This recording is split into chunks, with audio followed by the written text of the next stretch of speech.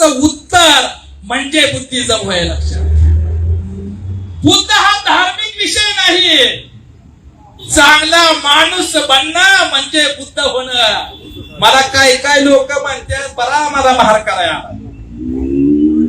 साताऱ्यात मी आता चाललोय ना. साताऱ्यात 2005 ला मांग म्हणाली हे आम्हाला काय बाहेर करायला आलाय काय.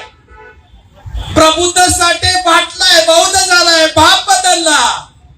काय मागू जाणो दिसला मांग फिटला पाक बाबा. आपली तोंड बघून साऱ्या गावाचा पांग फिटला. अरे आपल्या पांगाचं काय.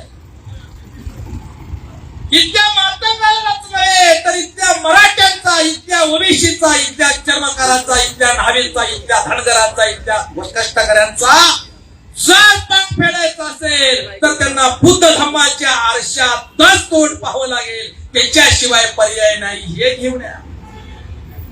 अरे बुद्ध होणं म्हणजे महान होणं नाही. बुद्ध होणं म्हणजे माणूस होणं. बुद्ध होणं म्हणजे चांगला माणूस होणं.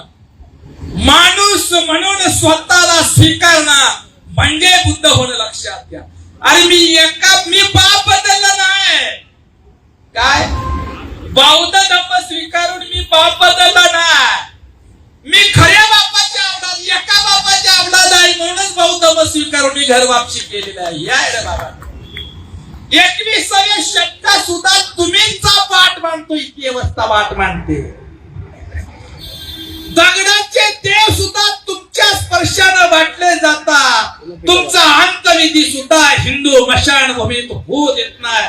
21व्या शतकात सुद्धा तुम्हाला हिंदूही मानत नाही, माणूसही मानत नाही. म्हणून बौद्ध होणं म्हणजे माणूस होणं. काय बौद्ध होणं, चांगला माणूस बनणं म्हणजे बौद्ध होणं. माणूस म्हणून स्वतःला स्वीकारणं म्हणजे बौद्ध होणं.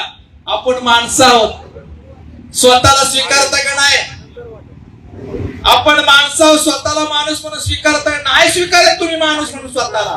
माणसं माणसाला माणूस म्हणून स्वतःला स्वीकारत नाही. ही माणसाची समस्या आहे. बुद्ध समजून घ्या. बुद्ध धार्मिक विषय नाही. भारताच्या संविधानानुसार लोकशाही यशस्वी करायची असेल तर भारताला पुन्हा बौद्ध भारत म्हणून निर्माण करणं गरजेचं आहे. बौद्ध भारताचं पुनर्निर्माण करणं हे खरं राष्ट्रीय कार्य आहे. म्हणून काय माणसानं स्वतःमधल्या माणसाला विकसित करणं म्हणजे बौद्ध होणं. तुम्ही माणूस स्वीकारत नाही. आज पौर्णिमा आहे, बुद्ध पौर्णिमा, वैशाख पौर्णिमा. किती जणांनी उपवास धरले. उपवासातला आमचं तिकडं उपवास करते. आमचं उपवासातच आपण जरा उपवास केला तर आमचं चोरलंय. उपवास म्हणजे उपाशी राहणं नाही. आणि उपवास म्हणजे सुद्धा उपास राहणं नाही. उपवास म्हणजे काय. उप म्हणजे जवळ आणि वास म्हणजे राहणं. स्वतः जवळ राहणं याला उपवास असे म्हणतात, उपवास म्हणतात.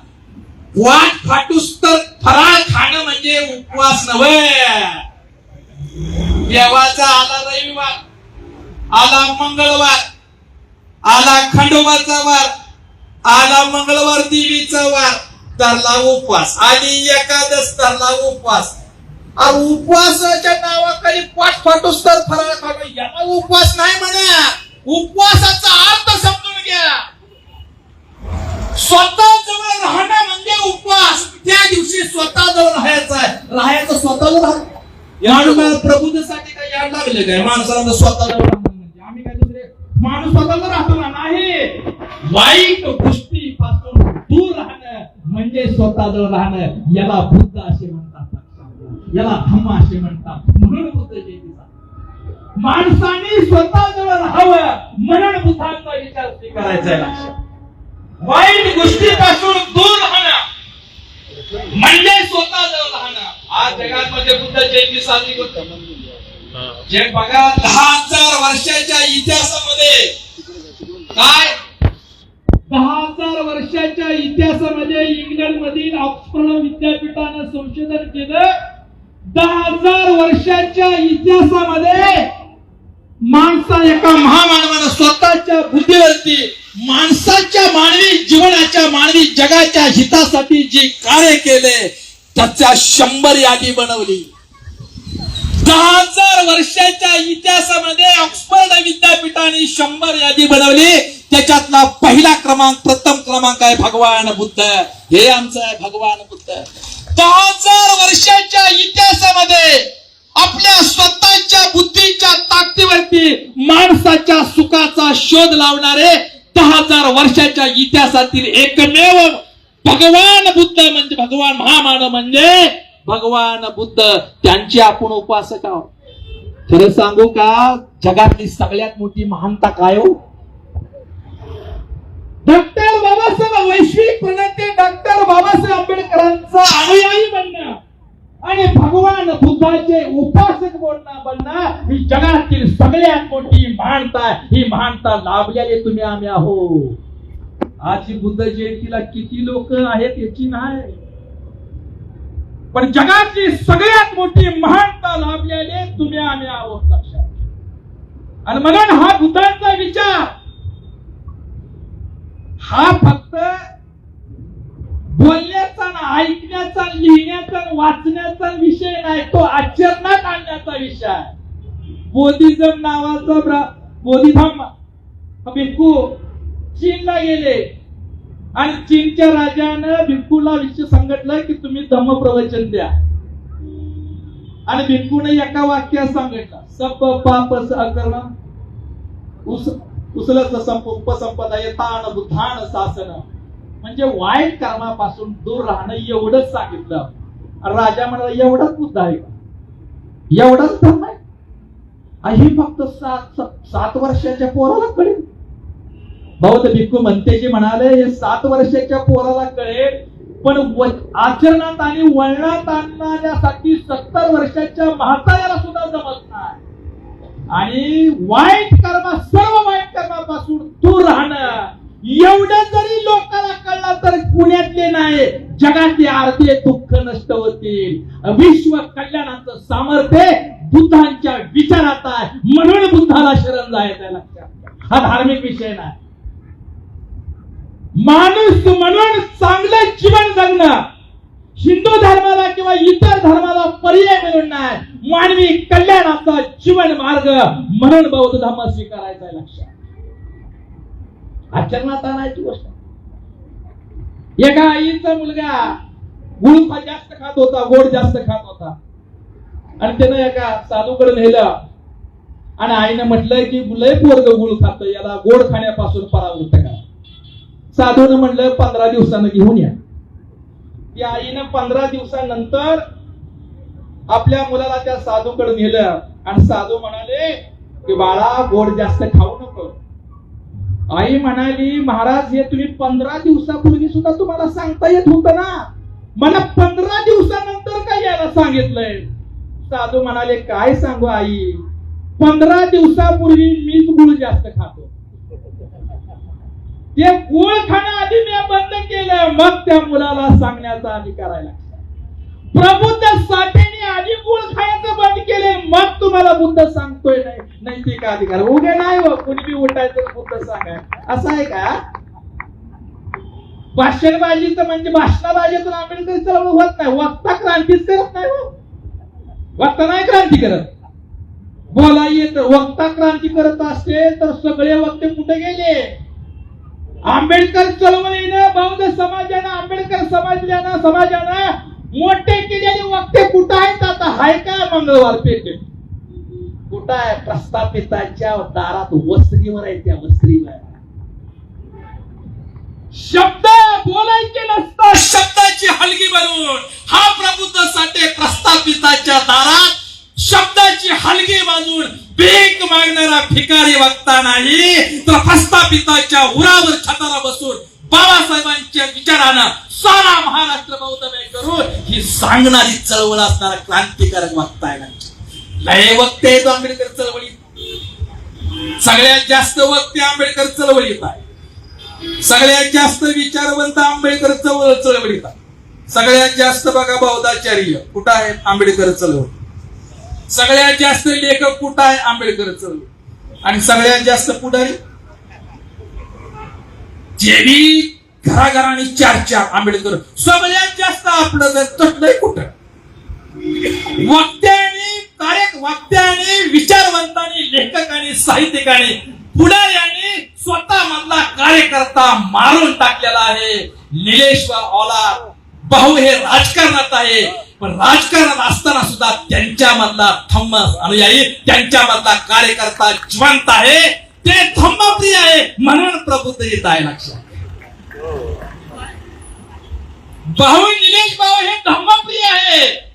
कुठं आहेत मला माहित नाही पण ते धम्मप्रिय आहेत म्हणून प्रबुद्ध तुमच्या जवळ आहे. लक्षात आणि माझं स्वप्न पूर्ण केलंय म्हणून बोलताना आनंद वाटतोय. 6 वर्षापूर्वी म्हटलं होतं तुम्ही नगरसेवक झाल्यावरच मी येतोय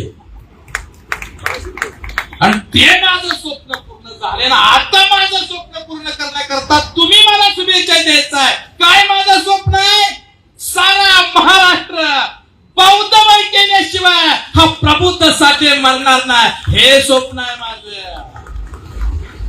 बघा एक वडीवाला प्राध्यापक असतात सायकोलॉजीचे प्राध्यापक हो.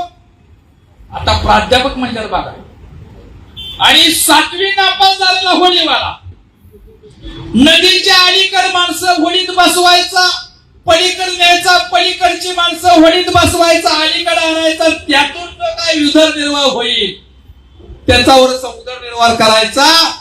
होडीत प्राध्यापक डॉक्टरेट झालेले प्राध्यापक बसले डॉक्टर झालेले आणि होडी हल्ली. होडी जरा थोडी आल्यानंतर प्राध्यापक माशे 7वी नापास झालेल्या होडीवाल्या पोराला म्हटलं की बाबा तुला गणित येतं का? गणित पोरग म्हणाला होडीवाला म्हणाला गणित येत नाही म्हणून तर 7वीत शाळा सोडली ना मी. प्राध्यापक महाशय म्हणाला अरे तुला गणित येत नाही? अरे तुझं 25% आयुष्य वाया गेलं. पुढे जरा होडी आली पुन्हा प्राध्यापक म्हणाले अरे तुला भौतिक शास्त्र तर येतं का? पोरग म्हणाला वडीवाला भौतिक शास्त्र मी पहिल्यांदाच ऐकतोय. कशाला म्हणतात भौतिक शास्त्र? प्राध्यापक महाशय म्हणाले अरे तुला भौतिक शास्त्र येत नाही? तुला भौतिक शास्त्र माहित नाही? अरे तुझं 50% आयुष्य वाया गेलं. वडी जरा पुढे आली मध्ये आली वडील वादळ सुटलं वारं सुटलं आणि लाटा निर्माण झाल्या नाव हेलकाव खाऊ लागली आणि होडीवाला 7वी नापास झालेलं पोरग प्राध्यापक महाशयाला विचारतय साहेब तुम्हाला पावता येतं का? पावता. साहेब म्हणाले मला पावता येत नाही.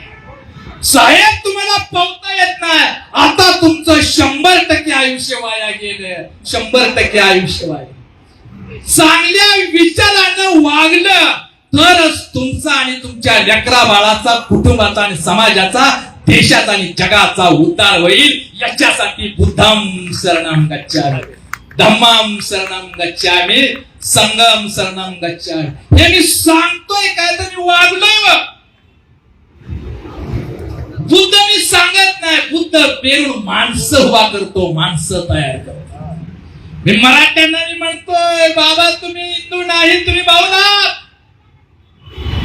तुम्ही आमचे भावा. अरे छत्रपती शिवाजी महाराजच बौद्ध राजे आहेत बाबा. वेळ कमी आहे ज्यांना कुणाला जाहीरपणे चर्चा करायची असेल तरी मी उपलब्ध आहे पण जाहीर झाली पाहिजे गपचीप नाही. आमदारातलं वक्तव्य मला जाहीर झालं पाहिजे. का बोलतोय?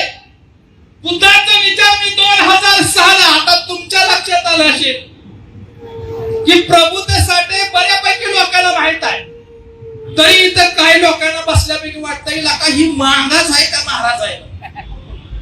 प्रबुद्धसाठी नक्की कुणाचा आहे? साठे साहेबांना माहित आहे भाऊंना माहित आहे यांना माहित आहे नक्की काय मस्के साहेबांना माहित पण बऱ्याच नक्की प्रबुद्ध साठे हाय कुणाचा? आता मांग म्हणावं तर नाव प्रबुद्ध आहे आणि मांगात प्रबुद्ध असणं जरा कठीण आहे. पण बौद्धाचं म्हणावं तर आडनाव साठे आहे. सगळा गोंधळ घेत आहे. नक्की हायचा कुणाचा? मी जातीचा नाही, जाती अंतातून बौद्ध आणि मातंगाला जोडणारा मी दुवा आहे, लक्षात घ्या. बौद्ध आणि मातंगाला जोडणारा दुवा आहे. म्हणून मातंग समाज माझा भाव आहे, बौद्ध समाज माझा बांधव आहे, चर्मकार समाज माझा बांधव आहे, फुलार समाज माझा बांधव आहे, न्हावी समाज माझा बांधव आहे, वडर समाज माझा बांधव आहे, आदिवासी समाज माझा बांधव आहे, ओबीसी समाज बांधव आहे, मराठा समाज माझा सक्का थोरला भाव आहे. हे बंधुत्वाची शिकवण देणारा विचार म्हणजे बुद्धांचा धम्म आहे. स्वातंत्र्य, समता, बंधुत्व, न्याय या तत्वावर आधारित माणूस घडावा, समाज घडावा. धर्म नाही, धर्म ही वैयक्तिक बाब आहे आणि धम्म ही सामाजिक बाब आहे. दोन माणसं ज्यावेळेला एकत्र येतात ना तेव्हा धम्म निर्माण होतो. काय? दोन माणसं आली, ती माणसं माणसाशी माणसासारखं वागायला लागली, ती बंधुत्वाने वागायला लागली, ती समतेने वागायला लागली, तर तेव्हा तो धम्म सुरू होतो. आणि म्हणून मी म्हणतो की बाबांनो, हा धम्म ही मानवी जीवनाचं कल्याणाचं तत्वज्ञान आहे. बौद्ध 22 प्रतिज्ञा आपल्याला दिलेत बघा. 4 आर्य संत म्हणायचं ना, आर्याने घुसवले, आर्य नावाच्या आर्याने घुसवले. आर्य समजून घ्या. 4 महासत्य, 4 महासत्य, अष्टांगीण मार्ग आणि 10 पारमिता यांची बेरीज होती 22. म्हणजे पारमिता पाळणं, अष्टांगीण मार्ग आणि 4 महासत्य, 22 प्रतिज्ञा म्हणजे आंबेडकर वय. काय? 22 प्रतिज्ञा म्हणजे आंबेडकरवाद, आणि आंबेडकरवाद म्हणजे 22 प्रतिज्ञा. 22 प्रतिज्ञानं इथल्या व्यवस्थेचं परिवर्तन करणं म्हणजे बुद्धांचा धम्म आहे. डोळं झाकून बसायला नाही सांगितलं बुद्धानं. बाबासाहेबांनी डोळं झाकलेला बुद्ध दिला का? 25 डिसेंबर 1954 ला देहरोडच्या ऐतिहासिक धम्मभूमीमध्ये उघड्या डोळ्याची बुद्धाची मूर्ती ठेवली. का ठेवली उघड्या डोळ्याची? ध्यानस्थ का मूर्ती ठेवली नाही? डॉक्टर बाबासाहेब आंबेडकरांना भंत आनंद कौशल्याने एकदा भेटायला गेले आणि बाबासाहेब आंबेडकरांनी त्यांना प्रश्न केला की भंतेजी, तुम्हाला बुद्धाची मूर्ती कोणती आवडते? शेले आपल्यात बेसळ झाले. बाबासाहेबांनी बुद्ध दिलाय का गोयंका गुरुजीने दिलाय?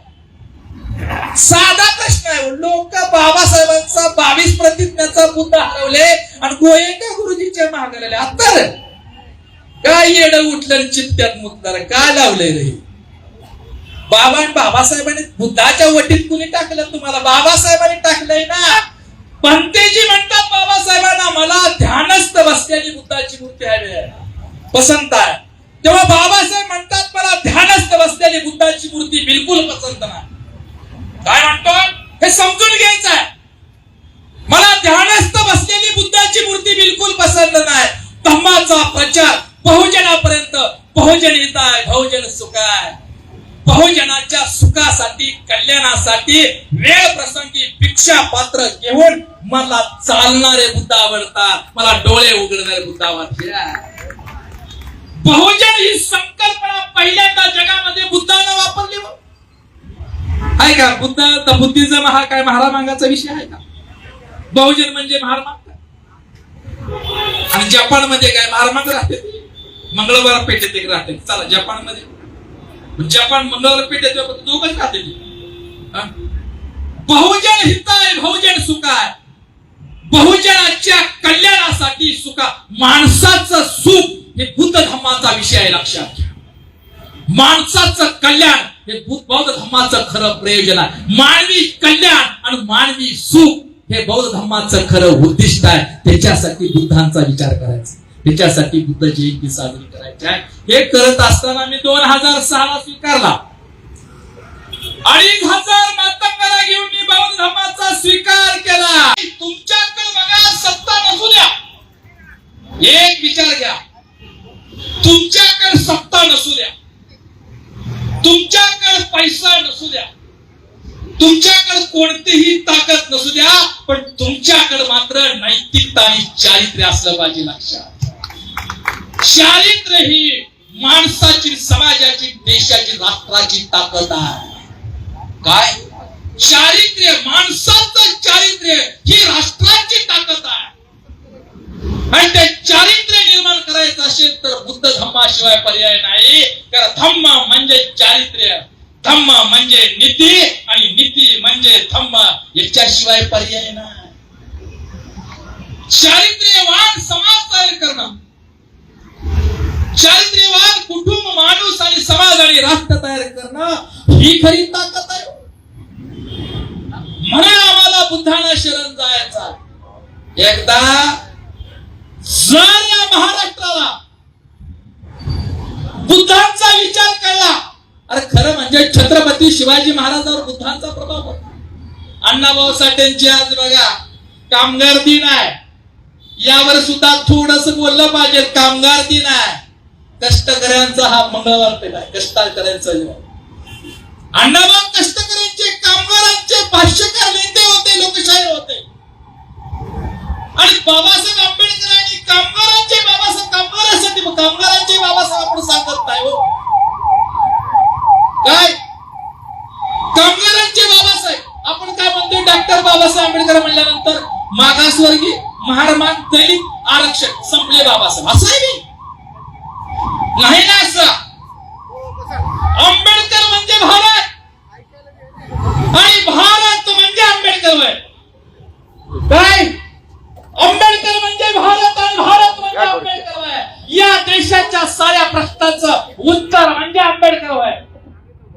या देशाच्या सर्व समस्यांचं उत्तर म्हणजे आंबेडकरवाद होय.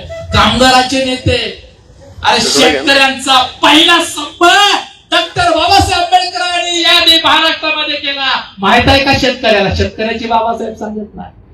बाबासाहेब म्हणजे जेबी वाल्याची, जिथं चालू आहे ना आता भाऊ काय तर रस्त्यावर यंत्रेमध्ये जेबी वाल्याचं काय तर चालू आहे आता. जेबी वाले म्हणजे जात आहे.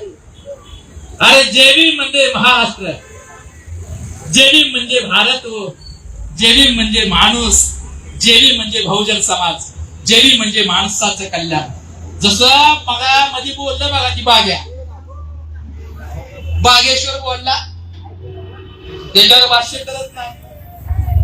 काय म्हणलाय की छत्रपती शिवाजी महाराज लढाई करून थकला, आणि शिवाजी महाराजांनी आता म्हणलं की राजपाट तुम्ही सांभाळा, जिरे टोप दिला. आणि शिवाजी महाराजांचा जिरे टोप एवढा सोपा आहे. छत्रपती शिवाजी महाराजांचा जिरे टोप म्हणजे महाराष्ट्र आणि देशाचं मस्तक आहे. काय छत्रपती शिवाजी महाराजांचा जिरे टोप हे महाराष्ट्र आणि देशाचं मस्तक आहे. आणि ती बागेच्या टोळी टाकी कसं हो. आणि नेलं तरी चालेल, पण शिवराय जगले पाहिजे. हा त्याग आणि हा भाव पाहुणा महार मान आणि रामोशी आणि बहुजन समाजाला धनगराने दिली. आमच्या उपाशी पोटातील भाकर आणि काळजातलं प्रेम छत्रपती शिवाजी महाराजांना दिलं. म्हणून रयतेचं स्वराज्य स्थापन झालं. कामगारांचे बाबासाहेब, शेतकऱ्यांचा मोर्चा, अरे लाईट लागली ना, लाईट ऊर्जा निर्माण करण्याचं काम सुद्धा बाबासाहेबांनी केलं. धरणं बांधली, 7 वर्ष संप चालला. कामगारांचे निवेदन अण्णाभाऊ साठे भगवान कॉम्रेड भगवान मोरेंना राजगृहामध्ये, इथल्या समाजाला हे माहित असलं पाहिजे. कामगार दिनाच्या निमित्तानं हे सांगतोय मी की अण्णाभाऊ साठे कामगारांच्या हक्काचं मागण्याचं निवेदन घेऊन कॉम्रेड भगवान मोरे यांच्या बरोबर राजगृहात मजूर मंत्री असणाऱ्या बाबासाहेब आंबेडकरांना ते निवेदन द्यायला गेले. बाबासाहेब आंबेडकरांची निवेदन अण्णाभाऊंच्या हातात हे माहित नाही बाबा, अंगाला होता. भांडणाचं तेवढं कळते, जोडायचं बघा ना. भांडणाला अक्कल लागत नाही, भांडणाला ताकद लागत नाही. माणसावरती प्रेम करायला अक्कल लागते. माणसाचा द्वेष करून कोणीही सुखी राहत नाही. माणसाला, तुम्हाला, मला स्वतःला सुखी राहील, सुखी आणि समाधानी आनंद राहत असेल तर मी भावावरती प्रेम केलं पाहिजे, मी तुमच्यावरती प्रेम केलं पाहिजे. ही साधा आहे हो, साधा आहे. द्वेष करू नका, कुणाचा राग करू नका. हिंसा म्हणजे काय? एखाद्याला तलवार मारणं, एखाद्याला दगड मारणं, एखाद्याला चापट मारणं ही हिंसा नाही. एखाद्याबद्दल वाईट भावना मनात आणणं ही सुद्धा हिंसा आहे. म्हणून पानादी पाता वेरमणी सिक्का पदम समाजाने मी हिंसा करणार नाही बुद्ध सांगतात. अण्णाभाऊ साठेंचं निवेदन बाबासाहेब आंबेडकरांनी असं घेतलं. वाचत असताना मंजूर करत होतं मागण्या सगळ्या मान्य बाबासाहेब अण्णाभाऊंचं निवेदन सगळं. आणि कॉम्रेड मोरे बाबासाहेब म्हणतात बाबासाहेब अण्णाभाऊ साठे. बाबासाहेब काय म्हणतात अहो त्यांना कोण ओळखत नाही त्यांना मी ओळखतो आणि त्यांना तुम्ही अण्णाभाऊ साठे का म्हणताय. या पुढे त्यांना लोकशाही अण्णाभाऊ साठे असं म्हणा. लोकशाही 1942 ला राजगृहामध्ये अण्णाभाऊ साठेंना लोकशाही अण्णाभाऊ साठे लोकशाही पदवी डॉक्टर बाबासाहेब आंबेडकरांनी दिलेली आहे. हा इतिहास आहे. आणि भगवान मोरे म्हणतात अण्णाभाऊ प्रत्यक्ष बाबासाहेब आहे समोर. दोन वरी शाहिरीच्या बघा. हा संधी ही वेळ कधी येत नाही. प्रत्यक्ष बाबासाहेब समोर आहे. राजगृहात आपण बसलोय समोर बाबासाहेब आहे. सगळ्या कामगारांच्या मागण्या मान्य केल्या. आता त्या आनंदासाठी आनंद म्हणून बाबासाहेबांच्या समोर दोन वळी शाहिरीच्या होऊन जाऊ द्या. अण्णाभाऊ उत्स्फूर्त बोलले. अण्णाभाऊने बाबासाहेबांच्या बरोबर समोर दोन वळी म्हटल्या. कोणत्या दोन वळी. गुलामगिरीच्या बेड्या तोड राजा गुलामगिरीच्या बेड्या तोड याच्यासाठी लढ. गुलामगिरीच्या बेड्या तोड राजा गुलामगिरीच्या बेड्या तोड. या अण्णाभाऊने बाबासाहेब आंबेडकरांच्या समोर गायलेलं हे शाहिरी कवन आहे. आणि मग अण्णाभाऊ बाबासाहेब म्हणतात गहिवरले बाबासाहेब. आणि बाबासाहेब म्हणतात की अनेक शाहीर पाहिलेले अनेक कलावंत पाहिले पण गुलामगिरीच्या बेड्या तोड म्हणणारा मी एकमेव शाहीर पाहिला. म्हणून अण्णाभाऊला तुम्ही लोकशाहीर म्हणा. संयुक्त महाराष्ट्रामध्ये अण्णाभाऊ साठे शाहीर अमर शेख मुस्लिम आणि एका मांगानं योगदान दिलंय आणि म्हणून महाराष्ट्र दिन साजरा करायला लागला. महाराष्ट्र दिनाला अण्णाभाऊ साठ्यांचा विसर होता कामा नये सरकारला आणि समाजाला. आज म्हटले ना कामगार दिन महाराष्ट्र 1 मे महाराष्ट्र दिन जरूर साजरा करा पण अण्णाभाऊ साठ्यांचा शाहीर अमर शेखचं योगदान विसरू नका. अरे अण्णाभाऊंचा जन्मदिवस हा मराठी भाषा दिन झाला साजरा झाला पाहिजे. हे करा. एकतर महाराष्ट्रामध्ये एकतर मराठी साहित्यातील लाभ दाखवावं की ज्याने अण्णाभाऊंच्या साहित्याची उंची गाठला असा एकतर आहे का. मराठी भाषेला शिवाजी महाराजांचा पवाडा पुण्यात महाराष्ट्रात कुणी म्हटला. अण्णाभाऊंनी 7 समुद्राच्या पलीकडे जाऊन रशियामध्ये छत्रपती शिवाजी महाराजांचा पवाडा गायले पहिले जागतिक शिवशाहीर म्हणजे लोकशाहीर अण्णाभाऊ साठे. हे माहित पाहिजे. म्हणून आम्हाला हा विचार कळला पाहिजे. बहुजनांनो शान व्हा. बुद्धांच्या विचारानं छत्रपती आपल्याला बघा संधी सोडत नाही. बहुजन महापुरुषांची रोज बदनामी होती तरी आम्ही शांत सत्तेच्या बळावरती. एक लक्षात घ्या तुम्ही प्रस्थापित धर्म व्यवस्थेचे गुलाम म्हणून कधी सत्ताधारी बनणार नाही. तुम्ही मूळचे बौद्ध म्हणूनच तुम्ही सत्ताधारी बनू शकता. कारण जात आहे. धर्म म्हणता का जात आहे आणि जातीत माणसं गुंगायची. काय जात ही काल्पनिक गोष्ट आहे. हो साधन सगळ्या अशा भाषेत पुस्तकात नाही सांगत. जात ही काल्पनिक गोष्ट आहे आणि काल्पनिक गोष्टीचा गर्व बाळगणं अभिमान बाळगणं काल्पनिक गोष्टीमध्ये स्वतःचं अस्तित्व शोधणं हा जगातला सगळ्यात मोठा अडाणीपणा आणि मूर्खपणा आहे. लक्षात. म्हणून जातीतून बाहेर पडणं म्हणजे बौद्ध बनणं म्हणजे माणूस बनणं. अरे किती दिवस जग चंद्रावर गेले ना आपण जातीच्या खोड्यात. जातीनं माणसाचं वाटोळं केलं. जात हा माणसाचा अपमान आहे. जात हा समाजाचा अपमान आहे. जात हा राष्ट्राचा अपमान आहे. म्हणून या देशाला प्रबुद्ध हो मानवा. प्रबुद्ध समाज प्रबुद्ध माणूस आणि प्रबुद्ध राष्ट्राची गरज आहे. आणि ते डॉक्टर बाबासाहेब आंबेडकरांनी दिलेला बुद्ध या देशाला महासत्ता बनवू शकतो. म्हणून बुद्ध जयंती साजरी करायची. आणि याच्यासाठी महिलांचा सहभाग असावा. शेवटचं उदाहरण सांगतोय.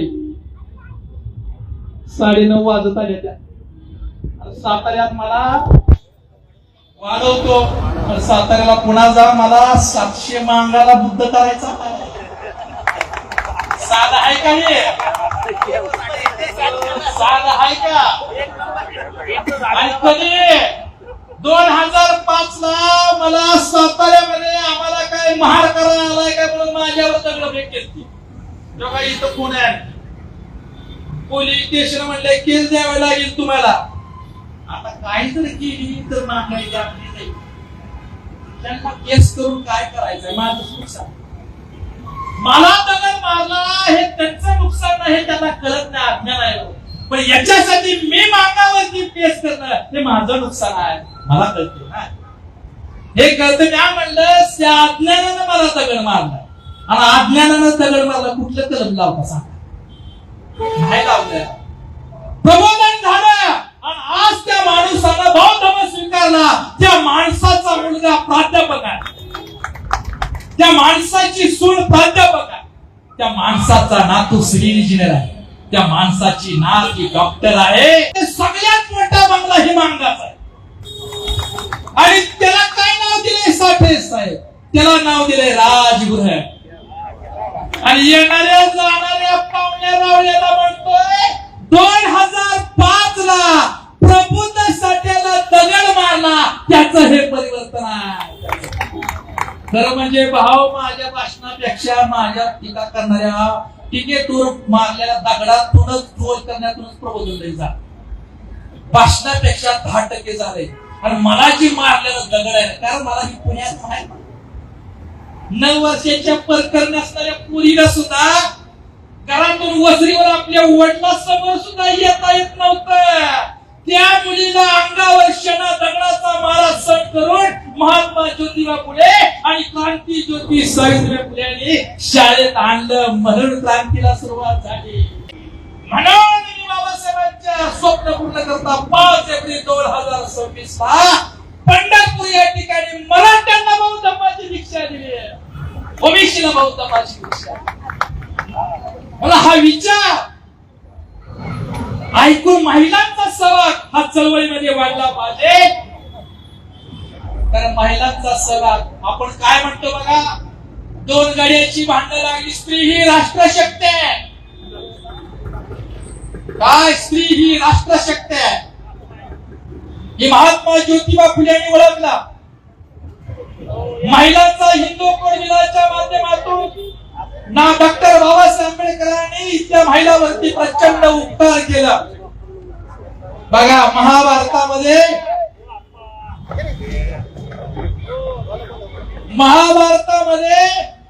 स्त्रीला डावावरती लावलं. रामायणामध्ये गरोदर स्त्रीला पोटावर राणा सोडून दिलं, वना सोडून दिलं. पण माझ्या बाबासाहेब आंबेडकरांच्या संविधानाने, घटनेनं स्त्रीला राष्ट्रपती केलं, स्त्रीला कलेक्टर केलं, साहेब केलं, पंतप्रधान केलं. काय स्वीकारायचं हे तर बघा. तुम्हाला काय सांगितलंय? काय म्हणलं? जिच्या हाती पाळण्याची दोरी ती राष्ट्राचा उद्धारी हो. हाय काय खरं? इथं बसले त्यांच्या धर्मपुराच्या उपासिका बसले, त्या समोर माझ्या ताई आहेत. मी साधा विचारतो, साधा प्रश्न. जिच्या हाती पाळण्याची दोरी ती राष्ट्राला उद्धारी, खरं आहे का खोटा आहे? काय? 145 कोटीचा देश झाला आणि आपण पाळणा चालवायला. बघा, मी काय म्हणतो, आईची मांडी ही मुलाचं पहिलं उद्धार झालं पाहिजे. काय? आईची मांडी ही मुलाचं पहिलं पुतळ्या झालं पाहिजे. आणि जर असं असेल तर आपल्या मांडीवर आपण जर लहान आपल्या बाळाला खेळवताना ती काय म्हणतो? मंगळवार पेठेत त्या ताई म्हणत नसलेल्या काय म्हणतो बाळाला खेळवताना? हाड बाळा, हाड बाळा, हाड बाळा. अरे काय कुत्र मित्र आहे का ते? त्या बाळाला मांडीवर खोपटताना काय म्हणलं पाहिजे? एवढं जरी त्या माझ्या ताईला, आईला कळलं, माझ्या बहिणीला कळलं तर खऱ्या अर्थानं बुद्ध जयंती साजरी झाला असं म्हणेल. काय कळलं पाहिजे? मांडीवर घ्या, पाळण्यात असेल, झोका देताना मांडीवर थापटताना हाडबाळांवर काय? बुद्धम शरणम गच्छामि, धम्मम शरणम गच्छामि, संघम शरणम गच्छामि असं म्हणा ना. म्हणून इथं आम्ही दोन गड्याची भांडणं लागली का असं लगी बाहेर सारतोय काय म्हणतोय मंगळवार पेठेत चहा मध्ये जर बाप पेताना हॉटेलमध्ये भांडणं लागली हे आम्ही काय बांगड्या बसले तर काय म्हणतो का नाही म्हणजे बांगड्याला कमी समजतो अरे पण बांगड्या जेव्हा तलवारी होतात तेव्हाच महाराष्ट्राचा आणि देशाचा इतिहास घडला हे सुद्धा सत्य नाकारले जिजाऊची बांगडी तलवार झाली पण छत्रपती शिवाजी महाराजांनी रयतेचं स्वराज्य स्थापन केलं सावित्रीबाई फुलेंची बांगडी तलवार झाली म्हणून क्रांती म्हणून महाराष्ट्रपिता महात्मा ज्योतिबा फुले आणि सामाजिक क्रांतीचं बंडाचं निशाण इथं महाराष्ट्रात उभा केलं माता रमाईची बांगडी तलवार झाली बाबासाहेब आंबेडकरांच्या बरोबर समर्पित झाली स्वतःसाठी जगलीच नाही अरे म्हणून तुमचं आमचं माणसाचं सुखाचं दिवस आलं रे अरे म्हणून आम्हाला बांगड्याला कमी समजून महिलांचा सहभाग चळवळीत असला म्हणून पहिल्यांदा आपल्या आईला सन्मान द्या बुद्धाचा विचार म्हणजे माणसाच्या इज्जतीचा विचार बुद्धांचा विचार हा माणसाच्या सन्मान आणि प्रतिष्ठेचा विचार घरातील देवाला जर बाहेर काढायचा असेल म्हणजे बाहेर बुद्ध घरात खंडोबा बाहेर बाबासाहेब घरात मर्याय लक्ष्मी 33 कोटी देव खरं सांगू का 33 कोटी देवाच्या भक्तीने आमचा उद्धार झाला नाही आणि होणार बी नाही डॉक्टर बाबासाहेब आंबेडकरांच्या बुद्ध आणि धम्माच्या संस्कारामुळे आमचा उद्धार झाला हे समजून घ्या